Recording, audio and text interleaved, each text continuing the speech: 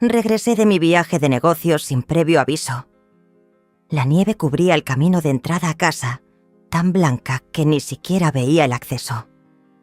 Pero, en medio de esa frialdad blanca, había algo más. Mi esposo yacía inmóvil justo en la entrada. Y desde la cocina se escuchaban risas a carcajadas.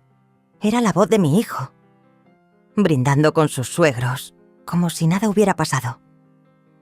Mi corazón se encogió. Una parte de mí quería creer que era solo una pesadilla, pero cuando la puerta se abrió de golpe, su mirada, más fría que la nieve de afuera, lo dijo todo. En ese instante, comprendí. Hay dolores que sin cuchillo pueden matar. Pero también en ese mismo momento, decidí hacerle lamentar lo que hizo, de una manera que jamás esperaría. Queridos amigos, ¿alguna vez han vuelto a casa y se han dado cuenta de que lo que solía ser un hogar está más frío que el invierno? Cuéntenme desde dónde están viendo esta historia. ¿Desde México o desde algún lugar lejano? Si creen que la verdad siempre encuentra su camino de regreso, quédense hasta el final de esta historia, porque la historia de hoy les hará creer que la justicia a veces llega de las personas menos esperadas. Soy Isabela Montoya, tengo 63 años y esta es la historia que quiero compartir hoy. Todo comenzó aquel día, el día en que París me recibió con su fría ostentación, una belleza lujosa a la que nunca sentí pertenecer del todo. Las luces amarillentas de la Torre Eiffel brillaban como lágrimas de cristal, reflejándose en las copas de champán Grand Cru, que chocaban con tintineos en las fiestas de la alta sociedad. Los brindis en un francés fluido, los apretones de manos sociales que eran más fríos que cálidos, todo parecía una obra de teatro perfectamente orquestada. Yo estaba allí, con un espléndido vestido de noche, pero mi alma volaba a San Miguel del Mar, donde el aroma a tierra húmeda y hojas de parra secas bajo el sol mexicano era el perfume al que estaba acostumbrada, no el penetrante olor a maquillaje o a perfumes caros de aquí. Alma de la montaña, nuestra creación, la obra de la vida de mi esposo y mía, había entrado oficialmente en el mercado europeo. Un contrato de exportación histórico a Francia que abría una puerta dorada para los vinos Montoya. Debería haber estado sonriendo, ebria de victoria. Pero mis entrañas se retorcían como con fuego. Una premonición ominosa me perseguía como un fantasma. Discretamente miré mi teléfono debajo de la mesa. 12 llamadas perdidas, todas a Ricardo, sin respuesta. Mi corazón se encogió, una sensación de inquietud se apoderó de mí, más fría que el viento invernal de París. Ricardo nunca me había fallado, ni siquiera en una llamada de buenas noches. Él era mi ancla a la tierra cuando volaba demasiado alto, la roca firme en la que me apoyaba en cada tormenta. Ahora, esa ancla estaba en silencio. Un silencio más aterrador que el trueno antes de la tormenta. Traté de tranquilizarme. Quizás estaba ocupado con algo inesperado. Quizás su teléfono se había quedado sin batería. Pero en lo más profundo de mi ser, sabía que eran solo mentiras para consolarme. Llamé a Juan, el viejo capataz que había estado con el viñedo desde sus inicios, a quien confiaba más que a nadie. El timbre sonó interminablemente, cada pulsación como un martillo golpeando mi corazón desbocado. Señora Isabela. La voz de Juan sonó, temblorosa y entrecortada, muy diferente de su habitual calma y firmeza. El señor Ricardo, él parece que no está bien. Alejandro, su hijo y la familia de la señorita Sofía están aquí. Ellos parecen querer... Un ruido, un estruendo se escuchó al otro lado de la línea, como algo muy importante que se rompía, y luego la señal se cortó bruscamente. Me quedé helada. Apreté el teléfono con tanta fuerza que mis nudillos se pusieron blancos. El miedo me recorrió la espalda, más frío que el viento invernal de París. ¿Alejandro estaba allí? Rara vez regresaba a casa en estas fechas, especialmente sabiendo que yo estaba ausente. Y también la familia de su esposa, esa gente codiciosa. Esos lobos hambrientos acechando a su presa. Mi intuición de mujer. La intuición de alguien que había luchado toda su vida para proteger su patrimonio. Me decía que algo andaba muy mal. Muy mal. Mi instinto me advertía que el viñedo estaba en peligro. Ricardo estaba en peligro. Me levanté de un salto. La silla se deslizó hacia atrás con un chirrido estridente, en medio del lujoso salón de banquetes, rompiendo la atmósfera de cortesía. Todas las miradas se posaron en la mujer mexicana con el vestido de noche carmesí. Una mirada a la vez curiosa e incomprensible. No me importaba. París de repente carecía de sentido. Los contratos multimillonarios eran solo un montón de papeles inútiles. Solo tenía un pensamiento en mente: volver a casa. María, cancela todas mis citas inmediatamente. Reserva el billete más temprano a México. Le ordené a mi aturdida asistente, con una voz tan firme que ni yo misma me reconocí.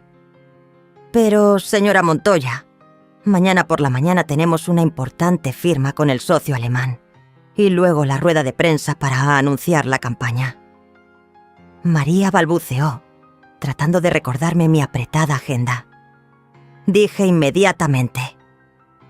Rugí, mi voz quebrada por el pánico creciente, mezclado con una ira invisible. Hay algo que debo resolver, muy personal y muy urgente. Sabía que me dirigías a una batalla. Esta Navidad no llevaba regalos, llevaba una maldición para quien se atreviera a tocar a mi familia, a dañar a Ricardo. El vuelo de esa noche se hizo eterno, cada sacudida como una advertencia del destino. Sentada en primera clase, me sentía como encerrada en una jaula de hierro, arrojada a un abismo. Fuera de la ventana, el cielo estaba completamente oscuro, sin una estrella, solo nubes grises que se acumulaban densamente. Cerré los ojos, tratando de alejar la imagen de Ricardo con su amable sonrisa, desvaneciéndose en la niebla, solo para ver los moretones en su rostro. Murmuré una oración a la Virgen de Guadalupe, las palabras familiares de mi infancia, resonando en mi mente. Por favor, protege a mi Ricardo, que esta mala premonición no se haga realidad. Cada kilómetro que pasaba, mi corazón latía más rápido, como un tambor de guerra resonando en mi pecho. Quería volver a casa, quería saber la verdad, quería ver a Ricardo.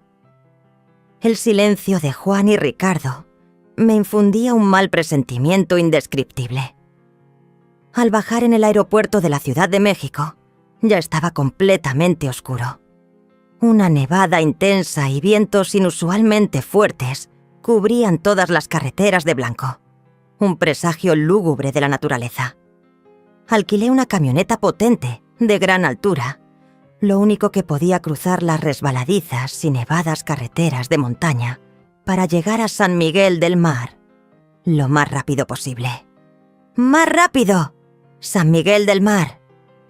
Le urgí al conductor, mi voz ronca. El coche se lanzó en la noche cerrada, las ruedas chirriando sobre la carretera resbaladiza y nevada, mis ojos fijos en la oscuridad de adelante, tratando de ver a través de la nieve que caía a raudales sobre el parabrisas como flechas blancas. Estaba en una carrera contra la muerte, corriendo para salvar la mitad de mi alma, para enfrentar lo peor. La camioneta giró hacia el camino de tierra nevado que conducía a la finca Montoya. El reloj marcaba casi las 8 de la noche, pero la oscuridad era total. La nieve caía densamente, cubriendo las hileras de vides desnudas, transformando todo el viñedo en un cuadro desolador y blanco. El viento aullaba como el susurro de fantasmas, trayendo consigo un frío helado que calaba hasta los huesos. La temperatura sin duda había congelado incluso la esperanza. La finca apareció ante mí, brillantemente iluminada, pero esa luz no era cálida, sino espeluznante, como los ojos de un demonio acechando en la noche. La ruidosa música de mariachi y las risas resonaban desde el interior, como una burla sonora de una fiesta no invitada, una afrenta descarada. Estaban de fiesta, en mi casa, mientras mi esposo no estaba bien. La sangre me subió a la cabeza y le pedí al conductor que aparcara un poco más lejos, fuera de la vista de la finca. Quería ver qué estaban tramando estos demonios. Quería reunir pruebas de sus crímenes. Al bajar del coche, el frío cortante me invadió, atravesando mi grueso abrigo, pero no sentía frío. Solo sentía rabia. Un fuego de indignación ardía en mi pecho.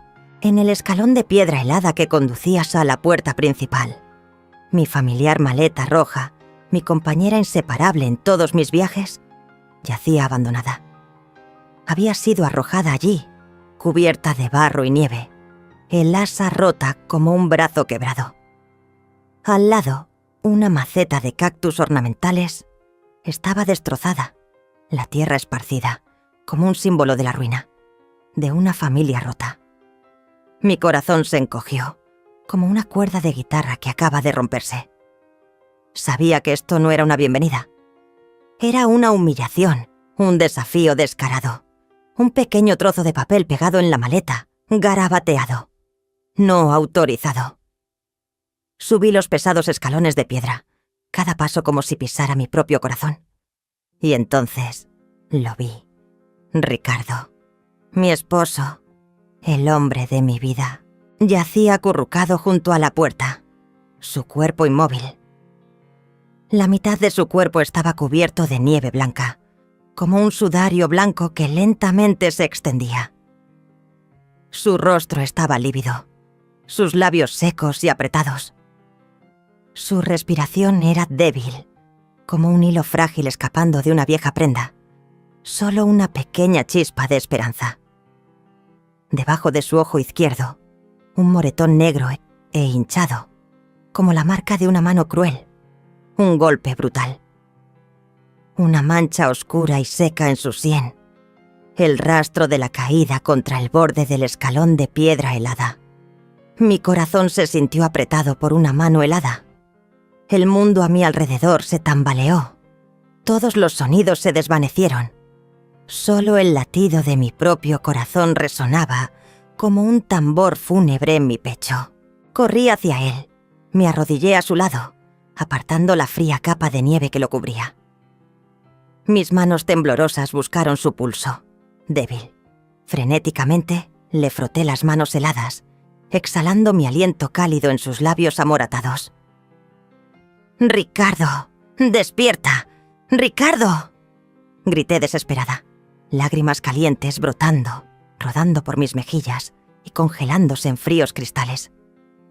La mancha de sangre seca en su frente me atormentaba, como una herida abierta que me dolía. Miré a través de la gran ventana hacia la cocina, donde la luz brillaba más intensamente. Mi hijo, Alejandro, reía a carcajadas, sosteniendo una copa de tequila cristales, brindando con Sofía y sus padres, don Ramón y doña Clara del Gato. Estaban de fiesta. La ruidosa música de mariachi ahogaba todo lo demás. «¡Feliz Navidad y un futuro brillante!», gritó Sofía, con ojos brillando de codicia y una sonrisa torcida. Don Ramón palmeó la espalda de Alejandro, como un cómplice que acababa de completar un trato. Doña Clara sonreía con deleite, bebiendo de nuestro propio vino, el vino que no merecían beber. Nadie miró hacia la puerta.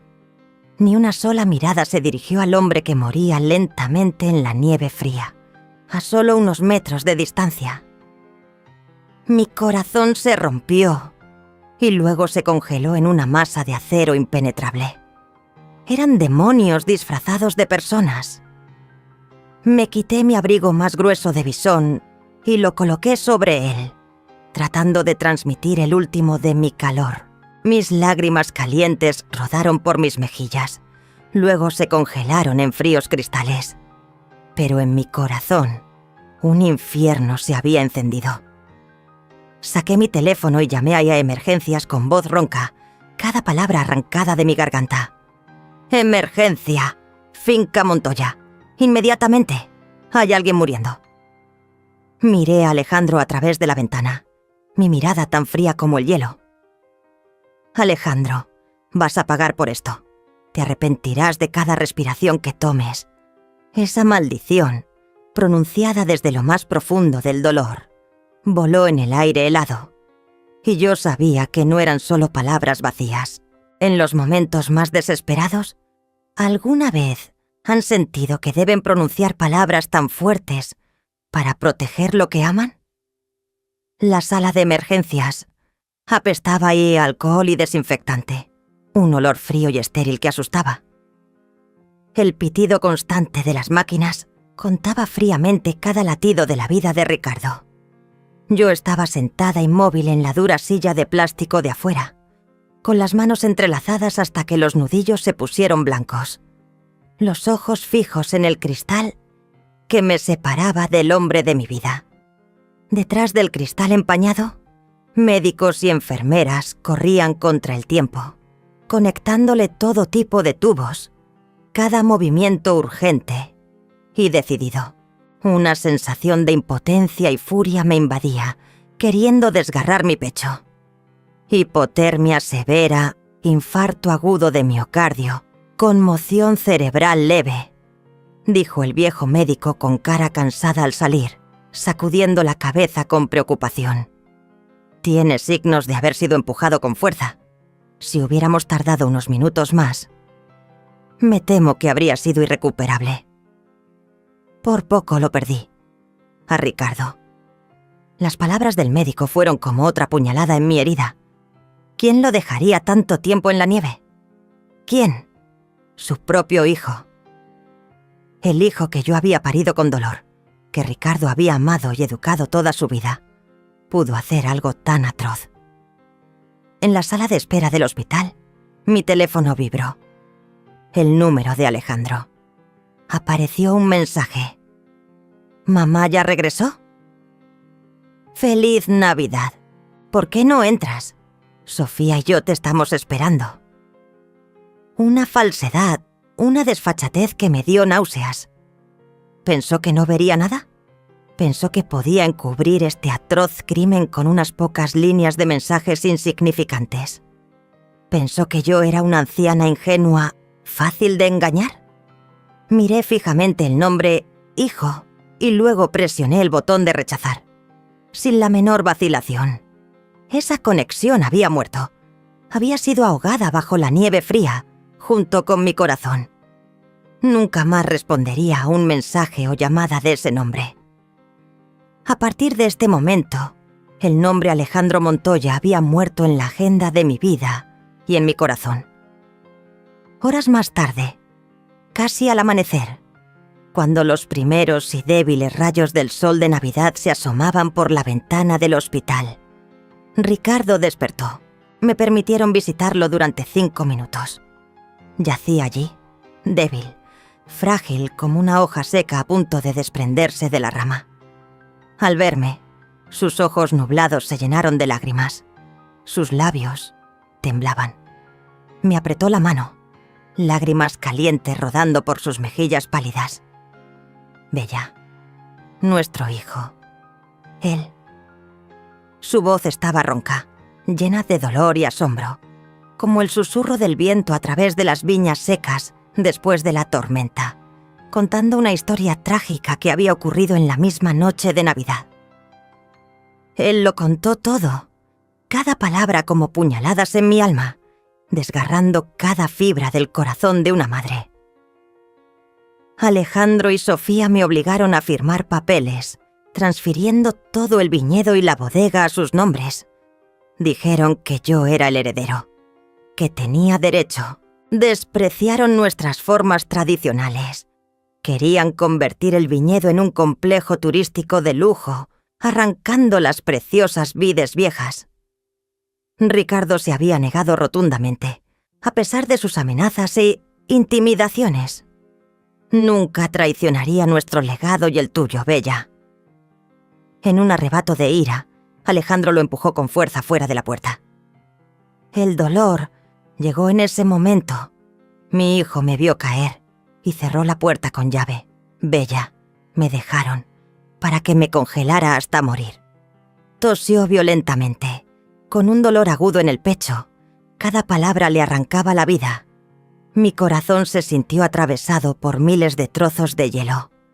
La indignación creció, como un volcán a punto de entrar en erupción, destruyéndolo todo. Mi hijo, el niño que una vez abracé, a quien enseñé sus primeros pasos en esta misma tierra de viñedos, ¿pudo pronunciar esas palabras a su propio padre? La codicia lo había convertido en una bestia. Besé la frente de Ricardo, el sabor salado de las lágrimas y el frío de la muerte mezclados en mis labios. Lo entiendo, mi amor. Todo estará bien. Nos protegeré. Nunca más volverán a tocar nuestro viñedo. Saqué mi teléfono y llamé a emergencias con voz ronca, cada palabra arrancada de mi garganta. «Emergencia. Finca Montoya. Inmediatamente. Hay alguien muriendo». Miré a Alejandro a través de la ventana, mi mirada tan fría como el hielo. «Alejandro, vas a pagar por esto. Te arrepentirás de cada respiración que tomes». Esa maldición, pronunciada desde lo más profundo del dolor, voló en el aire helado.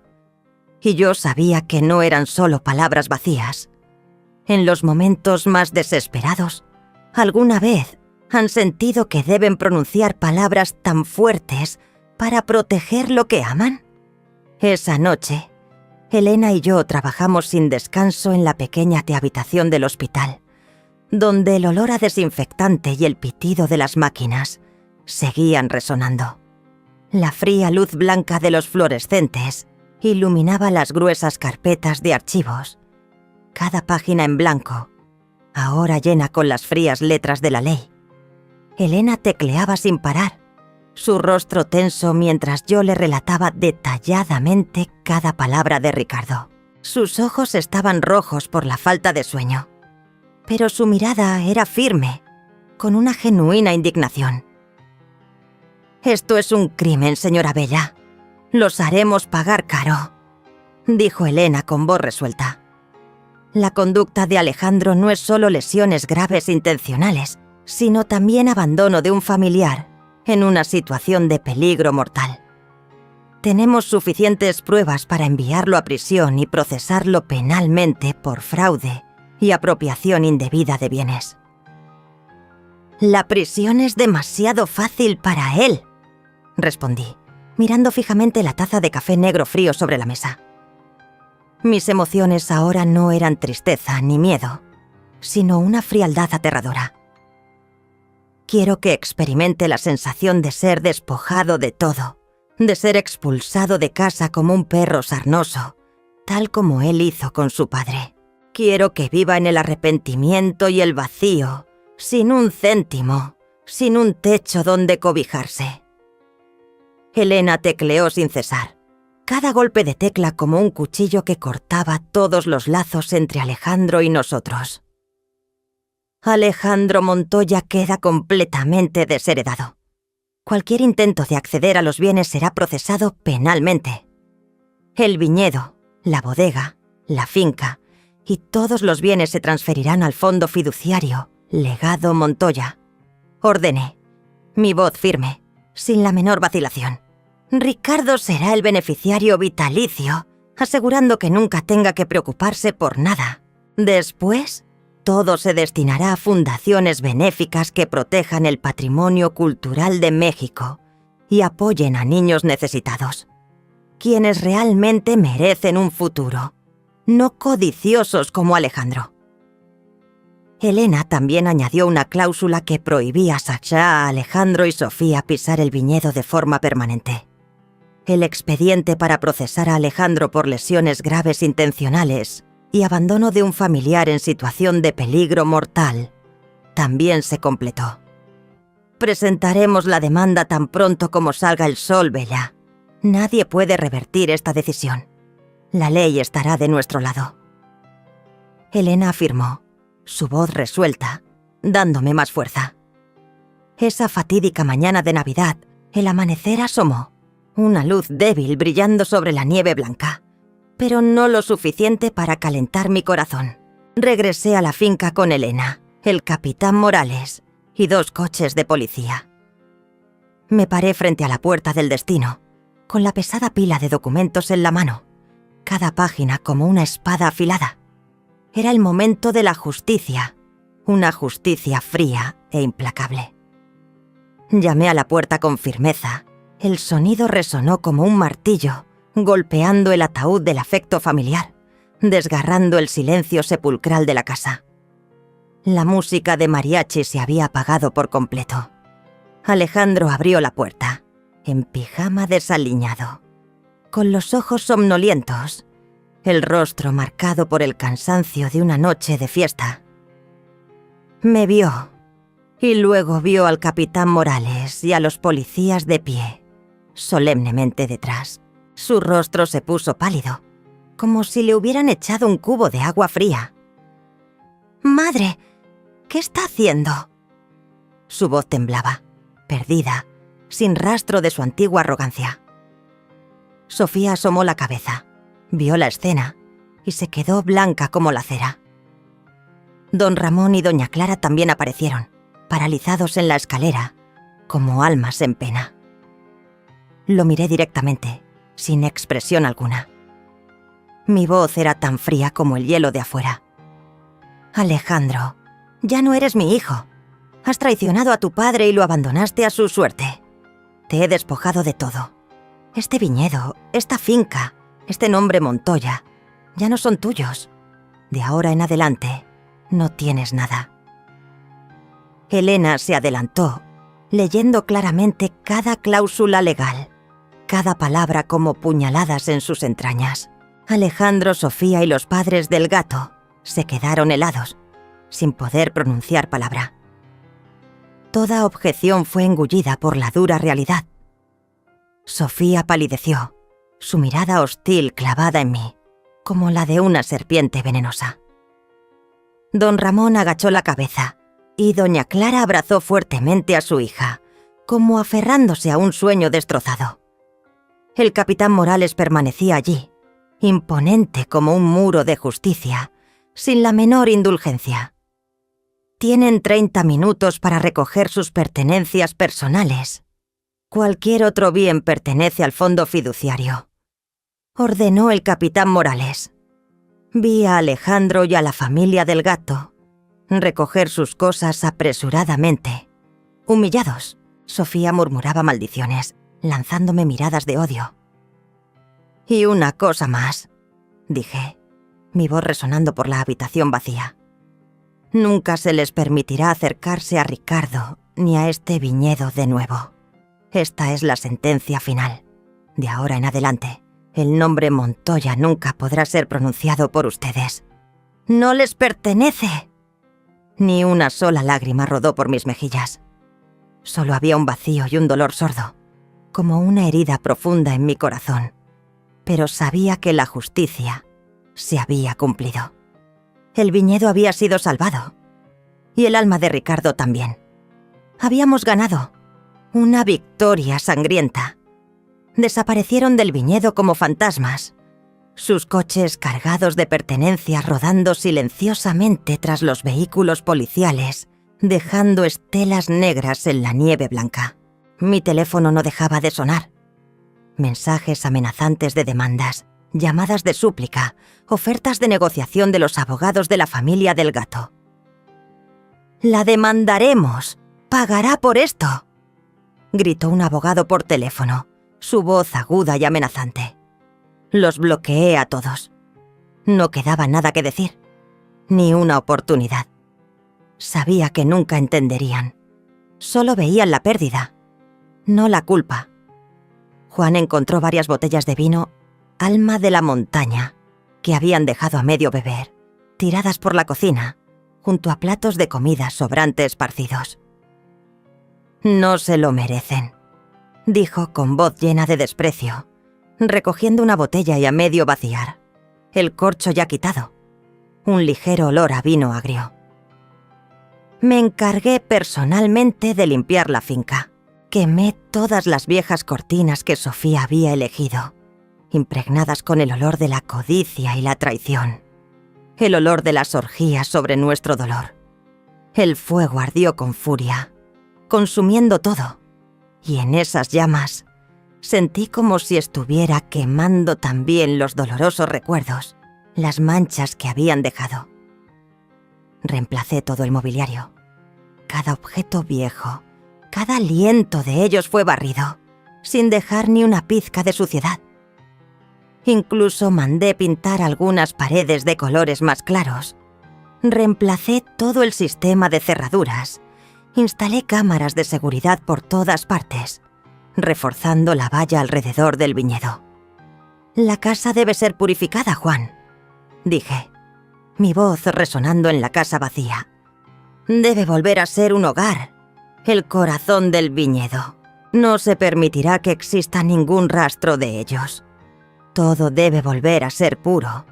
No viviremos en el pasado, reconstruiremos desde cero». Lo mismo ocurrió con el viñedo.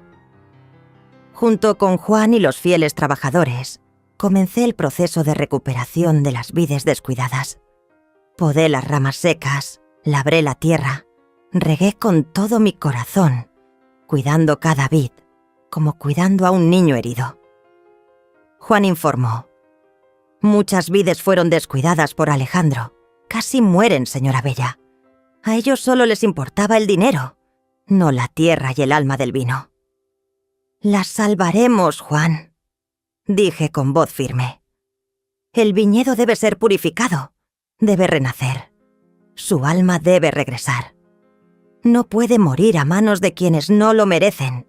Lo haremos más fuerte que nunca, como un desafío, una afirmación de que la resiliencia de los Montoya nunca flaqueará». Dediqué todo mi tiempo a Ricardo.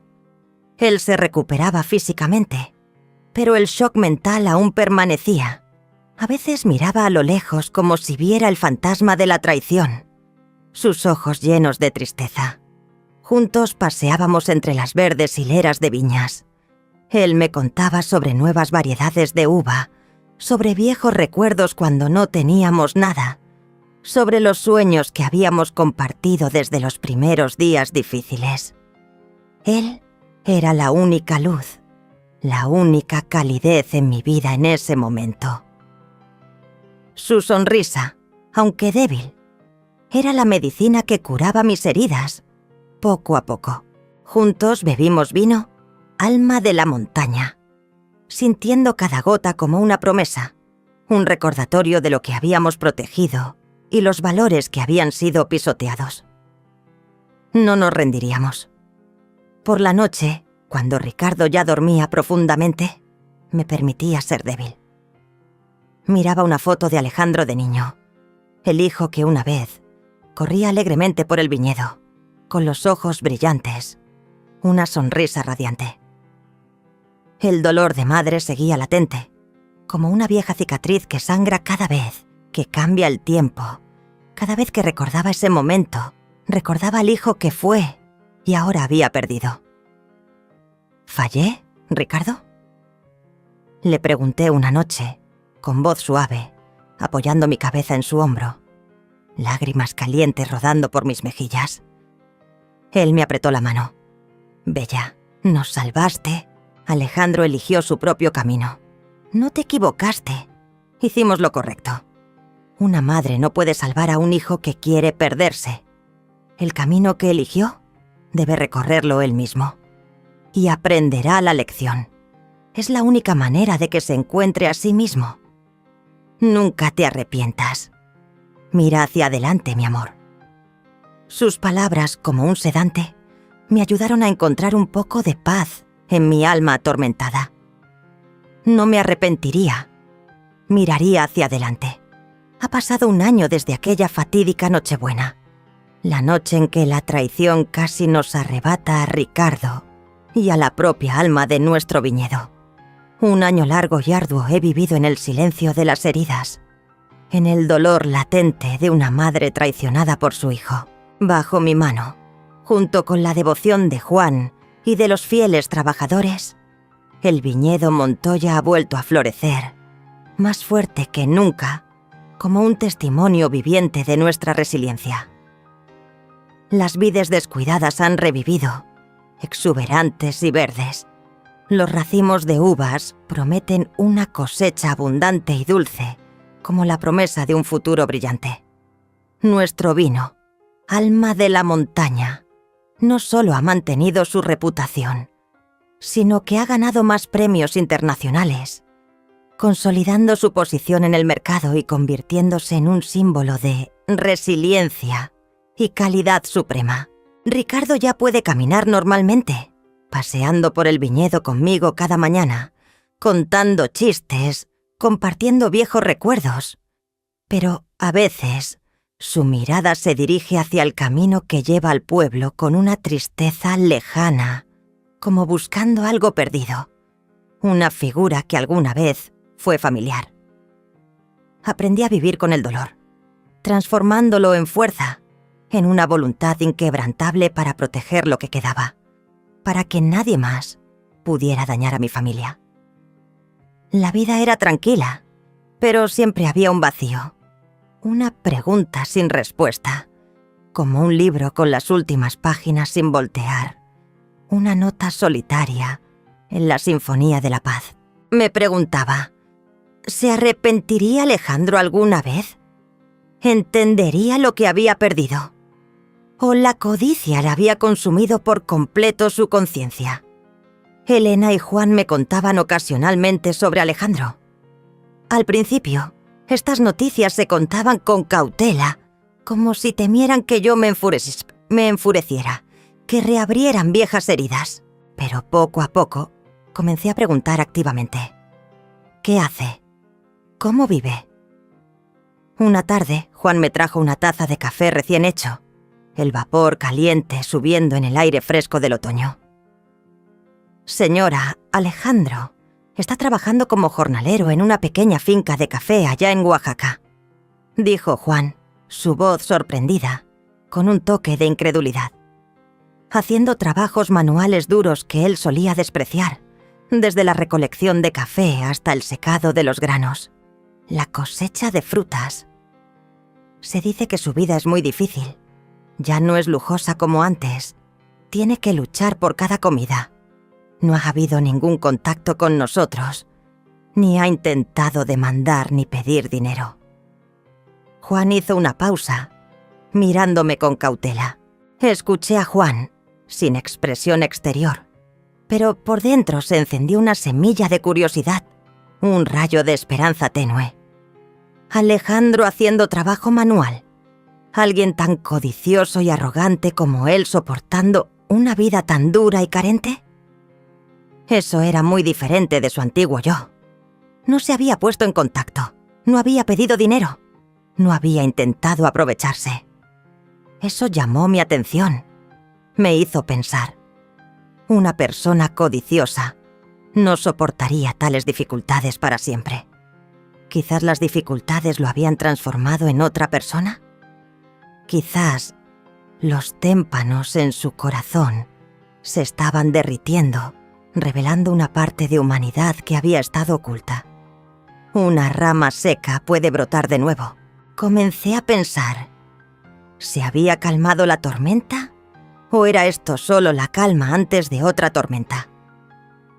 Mi corazón seguía dudando, pero un rayo de esperanza se había encendido, débil como la luz de una vela en la noche, pero suficiente para que no la apagara.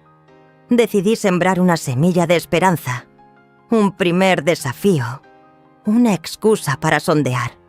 Le pedí a Juan, a través de un socio proveedor de materias primas de Oaxaca, con quien habíamos trabajado durante mucho tiempo, que le ofreciera a Alejandro un pequeño contrato. suministrar un fertilizante orgánico especial para nuestro viñedo. Sabía que Alejandro tenía experiencia en la preparación de este tipo de fertilizante, que requería meticulosidad, un profundo conocimiento del suelo, del clima y las técnicas de cultivo, conocimientos que Ricardo le había enseñado desde pequeño. Quería ver si todavía recordaba esas lecciones, si todavía valoraba el trabajo. El precio que ofrecí era un poco más alto que el del mercado, lo suficiente para tentar su codicia, si todavía la tenía, lo suficiente para que sintiera que le esperaba un buen negocio. Quería ver si intentaba obtener beneficios deshonestos, si hacía el trabajo de forma superficial, o si se ponía en contacto con la familia del gato para conspirar, para intentar volver a sus viejos hábitos. Elena también organizó que un detective encubierto, un joven y entusiasta estudiante de agronomía, vigilara el trabajo de Alejandro, documentando cada acción, cada palabra, desde cómo hablaba con los trabajadores hasta cómo manejaba el fertilizante, cada pequeño gesto, cada una de sus reacciones. No quería más errores. Quería la verdad, cruda y clara.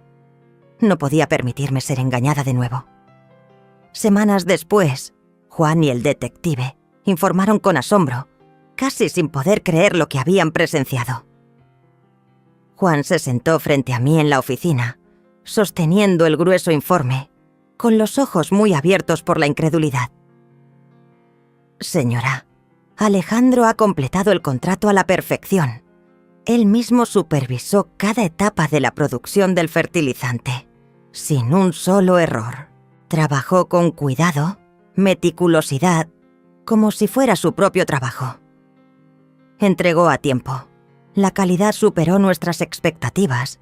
Incluso fue mejor de lo que esperábamos. No pidió más, no hizo trampas, no intentó obtener beneficios. Incluso rechazó la remuneración más alta de lo normal que intencionalmente le ofrecimos, aceptando solo el precio de mercado.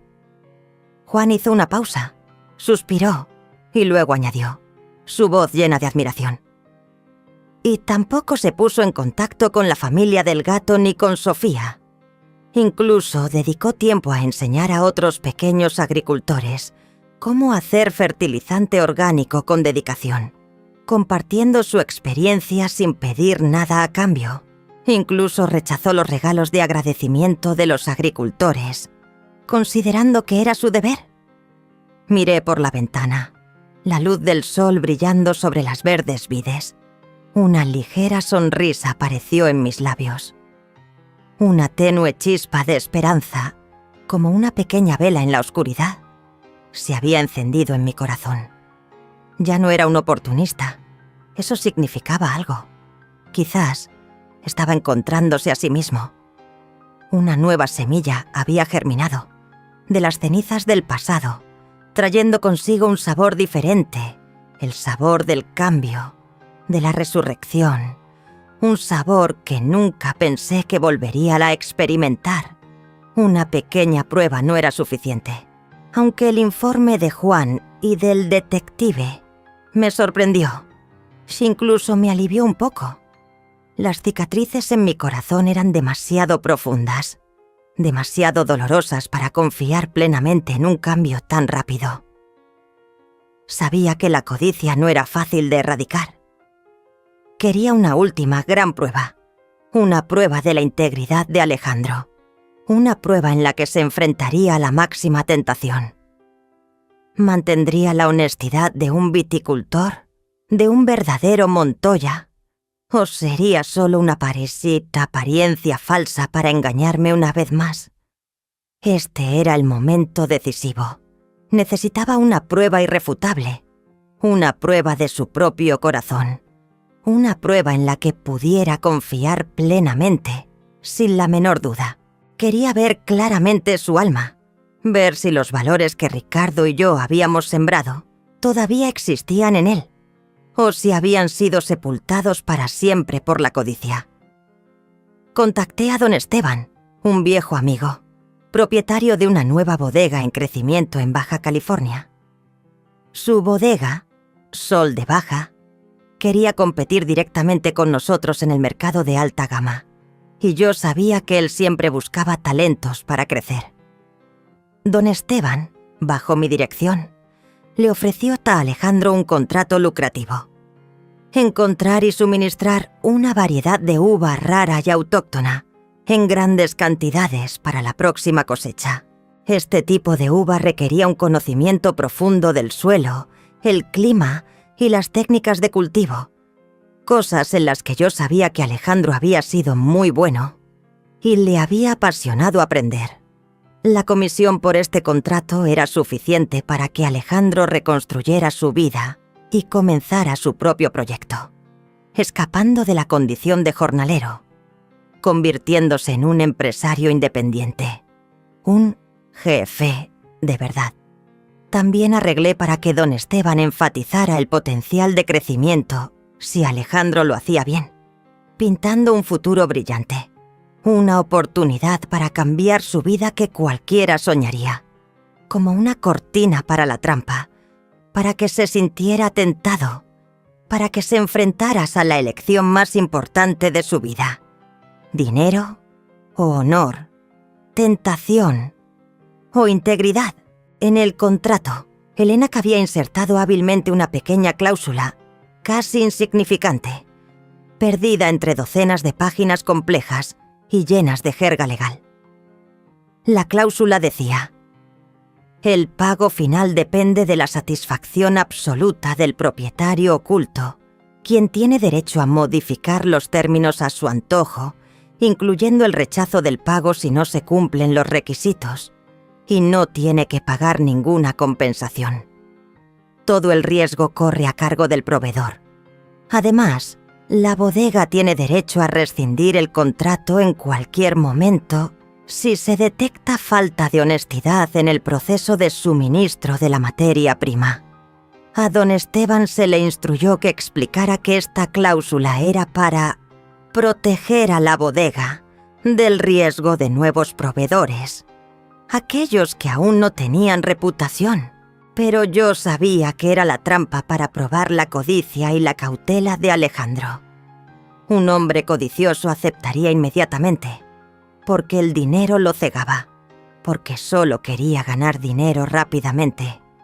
Un profesional, un hombre de honor, haría preguntas, buscaría proteger sus intereses y su reputación. Esta era la prueba final de la integridad de ese tipo. ¿Seguía siendo el niño que solo corría tras el dinero? ¿O se había convertido en un hombre maduro que valoraba el honor y la reputación más que cualquier otra cosa? Unos días después, don Esteban me llamó, su voz llena de sorpresa y admiración, casi sin poder creer lo que acababa de experimentar. Escuché su voz por teléfono y mi corazón latía como un tambor, a la vez ansiosa y esperanzada. «Bella, ese muchacho realmente ha cambiado. Ha descubierto la cláusula». La voz de don Esteban era de éxtasis, casi gritando. Dijo que esa cláusula era demasiado ambigua, que no tenía criterios objetivos para evaluar la calidad de la uva, lo que podría llevar fácilmente a fraude o falta de transparencia. Se negó a firmar si no había una modificación clara, a pesar de que sabía que perdería este lucrativo contrato. Perdería la oportunidad de cambiar su vida que cualquiera anhelaría. También añadió, su voz cada vez más maravillada. Incluso sugirió añadir cláusulas de penalización severas si la uva no cumplía con los estándares, para proteger la reputación de la bodega, para garantizar la calidad. No quería ninguna ambigüedad, Bella, dijo. La reputación es más importante que el dinero, don Esteban. No puedo cambiar mi honor por dinero. Ya aprendí esa lección de la manera más dolorosa y no quiero repetir ese error. También dijo que quería reconstruir su nombre con integridad. Don Esteban suspiró, su voz llena de admiración. Nunca había visto a nadie rechazar un contrato tan lucrativo, solo por una pequeña cláusula, Bella. Realmente ha cambiado, desde lo más profundo de su alma.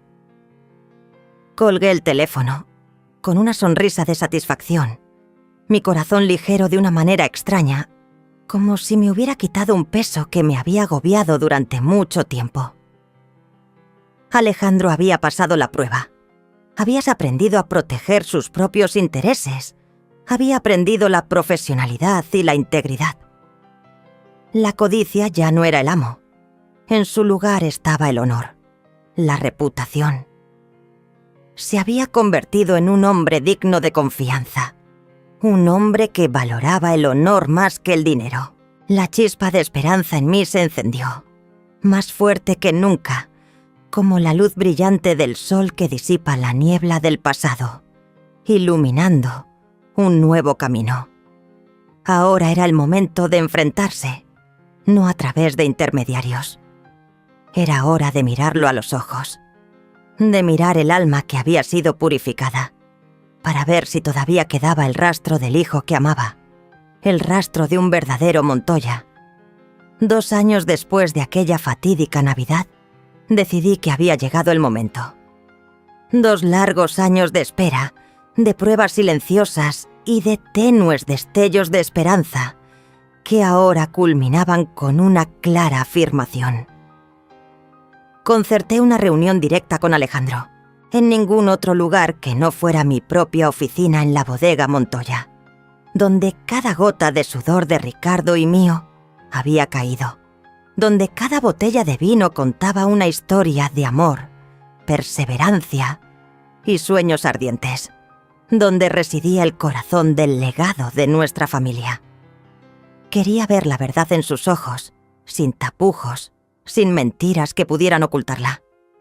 Ricardo también estaría allí, sentado a mi lado, testificando en silencio, como una estatua viviente, pero con sus ojos llenos de expectación y esperanza, como si quisiera recuperar una parte perdida de sí mismo.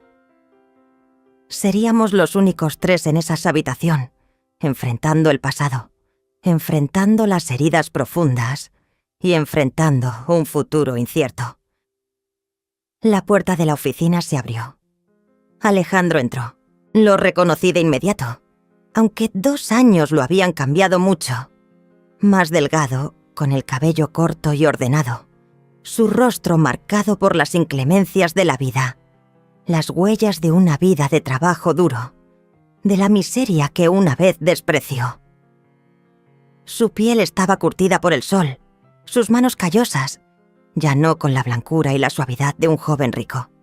Pero sus ojos, esos ojos ya no tenían arrogancia, ni codicia ni desprecio, sino una profunda tristeza y determinación, mezcladas con un poco de miedo y vergüenza. Nos vio a Ricardo y a mí. Sus ojos se abrieron de par en par. Su cuerpo temblaba, como un niño sorprendido haciendo algo malo, parado en medio de la habitación como una estatua. ¿Madre? ¿Padre? Su voz era ronca, temblorosa, como si no hubiera pronunciado esas palabras en mucho tiempo. Una llamada llena de angustia, de arrepentimiento, de un anhelo por confesar sus errores. Se quedó inmóvil en medio de la habitación, sin atreverse a dar un paso más, como si una pared invisible lo separara, una pared de los errores cometidos. El silencio envolvió la habitación, pesado con años de distancia y dolor, como un muro invisible entre nosotros. Ricardo me apretó la mano, un apretón suave, un aliento silencioso, pero sentí la tensión en cada uno de sus dedos, la ansiedad de un padre esperando el regreso de su hijo. «Siéntate, Alejandro», dije con voz profunda, pero manteniendo un toque de seriedad, señalando la silla de enfrente. Se sentó lentamente, sus ojos sin apartarse de Ricardo, quien solo lo miraba en silencio, con una mirada que contenía tanto dolor como perdón y un rayo de esperanza. «Sí, soy yo», continué, queriendo terminar con la tensión. «El contrato de las uvas, la bodega en Baja California, todo fue una prueba. Yo era la cliente encubierta». Miré directamente a los ojos, sin vacilación, esperando su reacción. Alejandro agachó la cabeza, como esperando la sentencia final. Como un pecador enfrentándose a la justicia. Una lágrima rodó por su mejilla, y luego otra. Sus hombros temblaron ligeramente. Sus manos se apretaron. Vi el colapso en cada uno de sus gestos. Vi el arrepentimiento carcomiendo su alma. Vi los muros de arrogancia derrumbarse. Alejandro levantó la vista, los ojos rojos e hinchados, llenos de remordimiento. Sus lágrimas corrían por su rostro demacrado, como arroyos que purificaban su alma.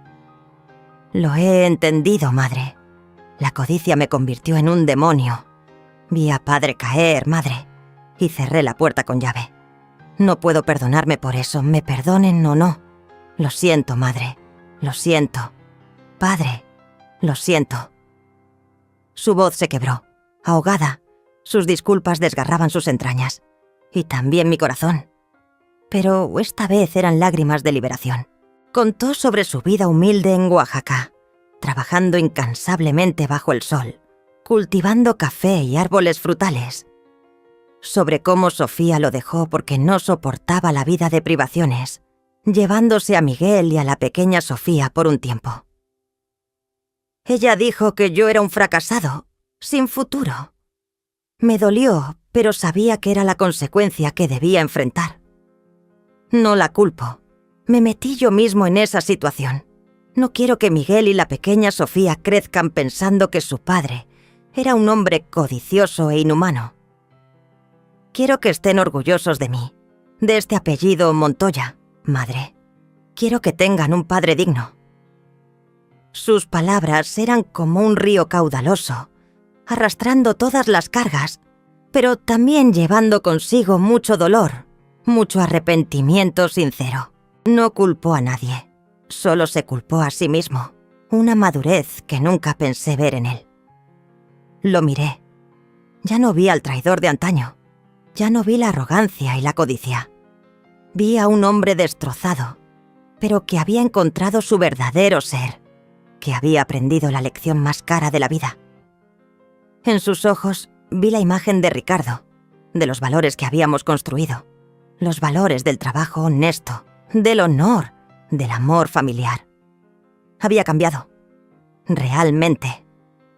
Ricardo me puso suavemente la mano en la mía, un leve apretón, sus ojos también llenos de lágrimas, una lágrima rodando por su mejilla arrugada.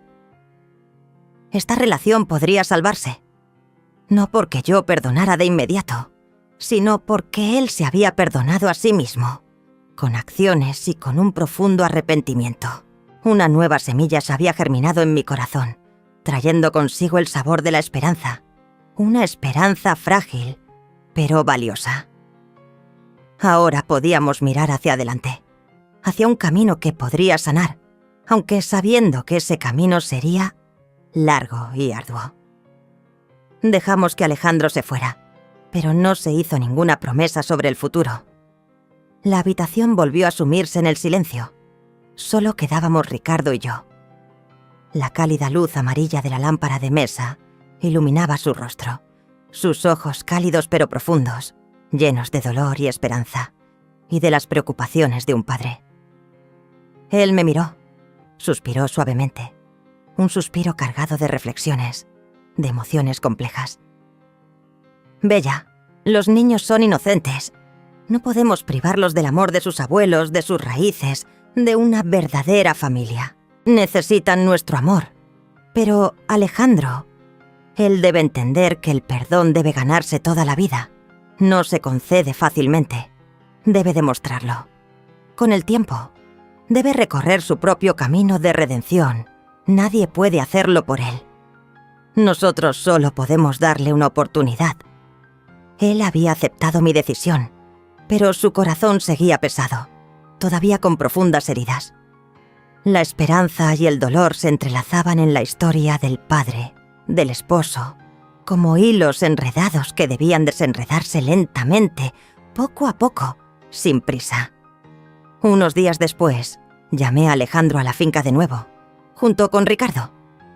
Esta vez, La mirada del señor Ricardo había sido más suave, pero aún seria, como la de un juez dictando sentencia, pero también la de un padre anhelando el regreso de su hijo.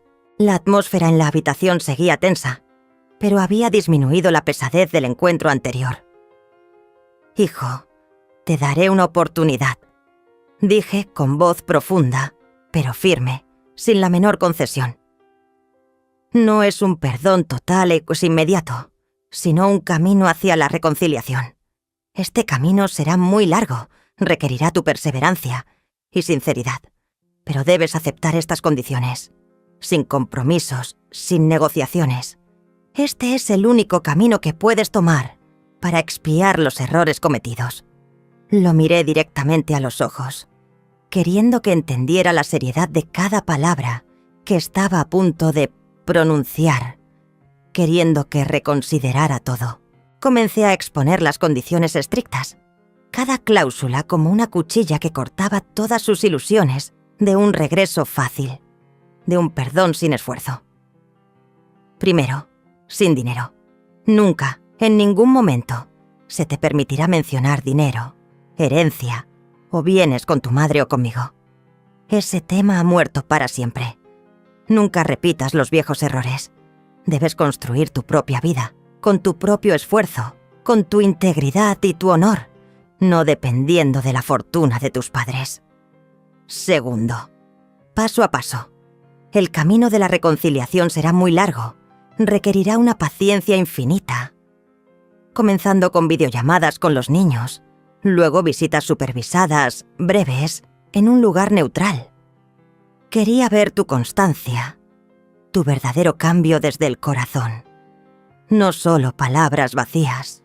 Cualquier prisa, cualquier impaciencia, lo arruinará todo, y no tendremos una segunda oportunidad. Tercero, sin segunda oportunidad, cualquier signo de codicia, engaño o manipulación antigua, por pequeño que sea, incluso un pensamiento fugaz, todo contacto terminará permanentemente. No habrá más oportunidades. No dudaré en cortar completamente. ¿Está claro? Finalmente, el testamento se mantiene. El testamento sigue siendo el mismo que yo hice. No heredarás el viñedo ni ninguna de nuestras propiedades. Debes construir tu vida desde cero, con tu propio esfuerzo y tu honor. Debes ser un ejemplo para tus hijos, no un parásito que depende de la riqueza de sus padres. Debes ser un verdadero Montoya, no un aprovechado. Alejandro escuchó cada palabra, con la cabeza agachada, las manos apretadas, los hombros temblorosos. Él aceptó todo, sin quejas ni resistencia, sin la menor vacilación. Lo entiendo, madre. Lo prometo. Lo demostraré con toda mi vida. Solo quiero ver a mis padres, ver a mis hijos crecer bajo el amor de sus abuelos. Eso es todo lo que necesito. Nunca más los defraudaré. Su voz se quebró en sollozos. Lágrimas de arrepentimiento rodaron por su rostro demacrado, como promesas sinceras. Ricardo puso su mano en su hombro, por primera vez en 2 años. Un gesto silencioso de perdón, un toque suave lleno de afecto paterno, un toque de reconciliación. Sabía que el viaje sería largo, muy largo, pero la puerta se había abierto. Se había trazado un nuevo camino, de las cenizas del pasado, hacia la luz de la esperanza. Un nuevo futuro, una reconciliación desafiante, pero creía que valía la pena intentarlo. Semanas después, la primera videollamada con Miguel y la pequeña Sofía, mis nietos, tuvo lugar en nuestra acogedora sala. Eran inocentes, adorables, y contaron todo tipo de cosas sobre la escuela, sobre los juegos en Oaxaca, sobre las flores que ellos mismos plantaban en el jardín de casa, sobre los paseos con su padre. Sus voces claras llenaron la habitación, disipando la oscuridad que había reinado durante tanto tiempo. Ricardo y yo sonreímos, lágrimas de felicidad y nostalgia rodando por nuestras mejillas. Felicidad por volver a escuchar la voz de nuestros nietos, por ver sus sonrisas. nostalgia por los años perdidos. Estos fueron los primeros rayos de sol de la reconciliación, los primeros brotes que surgieron de la tierra árida del pasado, trayendo consigo la calidez del amor familiar. Los niños nos llamaron abuelo y abuela. Esas llamadas cálidas llenaron los vacíos de mi corazón, como flores que florecen en pleno invierno, calentando mi alma, dándome fe en un futuro más brillante. Les enviamos regalos, suéteres tejidos a mano por artesanos locales, juguetes de madera sencillos y cálidos deseos de Navidad, aunque tardíos. Alejandro estaba allí, mirando en silencio a sus hijos reír y hablar con sus abuelos, su mirada llena de amor, de arrepentimiento y de gratitud. Meses y luego años pasaron. Las videollamadas se volvieron semanales, regulares como un hábito indispensable, como un hilo invisible que nos conectaba. Las visitas supervisadas se realizaron regularmente, primero en el parque cerca del pueblo, luego en nuestra finca, siempre con la presencia de Elena o Juan, como guardianes silenciosos del proceso de reconciliación. Alejandro había mantenido su promesa. Él construyó su propia carrera en el campo de la consultoría agrícola sostenible en Oaxaca, ya no relacionada con el vino, pero logró el éxito gracias a su integridad y trabajo duro, siendo confiado y respetado por muchos agricultores. Él incluso recibió un pequeño premio provincial por su contribución a la agricultura verde, por desarrollar métodos de cultivo respetuosos con el medio ambiente, una compensación por lo que había destruido antes, una expiación a través de la acción. Él también participó activamente en proyectos comunitarios locales, ayudando a pequeños agricultores, compartiendo su experiencia, especialmente en la protección de la tierra contra el cambio climático. Ricardo y yo lo observábamos, en silencio, con un orgullo silencioso, un orgullo de padres que ven a su hijo madurar.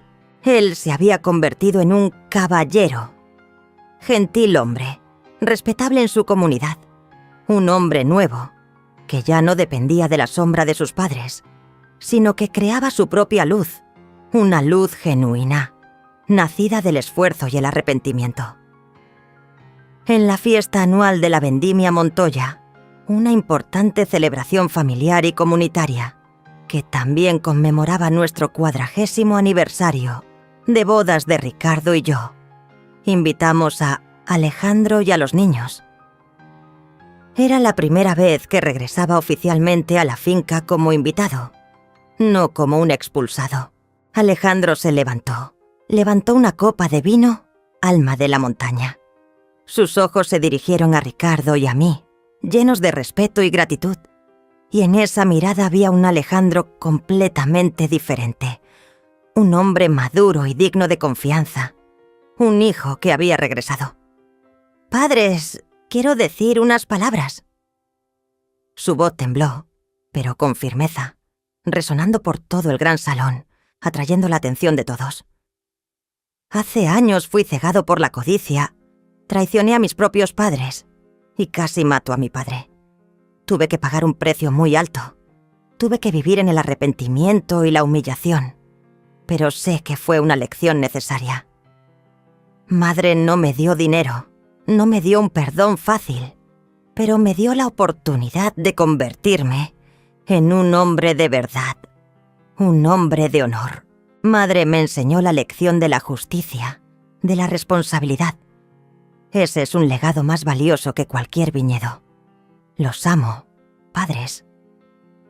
Él inclinó la cabeza, lágrimas rodando por su rostro, sus ojos llenos de arrepentimiento y gratitud. Ricardo me apretó la mano, sus ojos llenos de orgullo, un orgullo indescriptible. Sabía que tenía razón. Teníamos razón. El legado no es la propiedad, sino los valores transmitidos, la resiliencia, el amor incondicional, el perdón ganado a lo largo de toda una vida, la madurez después de la caída. Las uvas ahora estaban maduras, con el sabor del perdón y la esperanza, dulces y profundas, como nuestro propio vino. Miré a Alejandro, miré a Miguel y a la pequeña Sofía abrazando a sus abuelos, riendo a carcajadas, como las flores más brillantes que florecen después de la tormenta, como un futuro hermoso que se abría ante ellos. Había ganado. La familia se había reconciliado.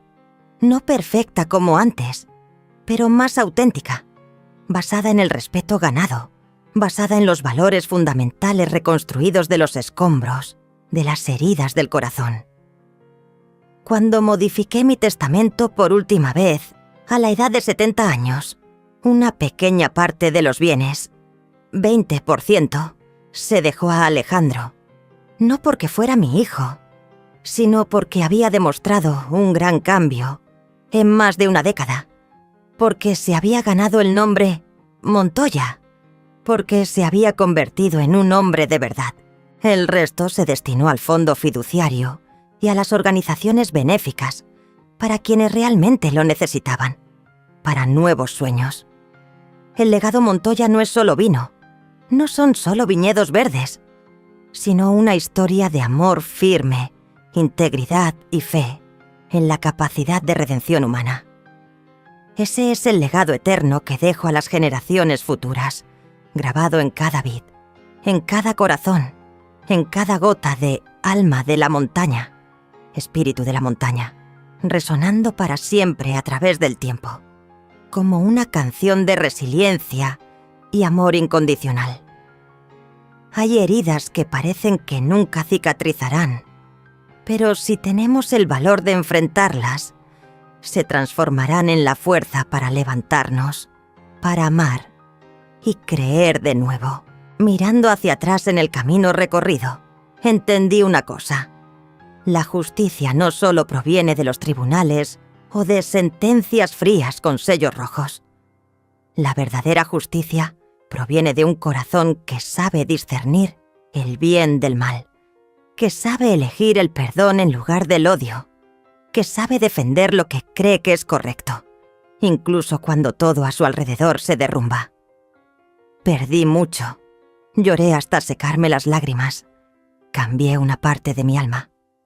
Pero a cambio, obtuve paz, la paz de quien sabe que ha vivido plenamente con amor, integridad y una resiliencia inquebrantable.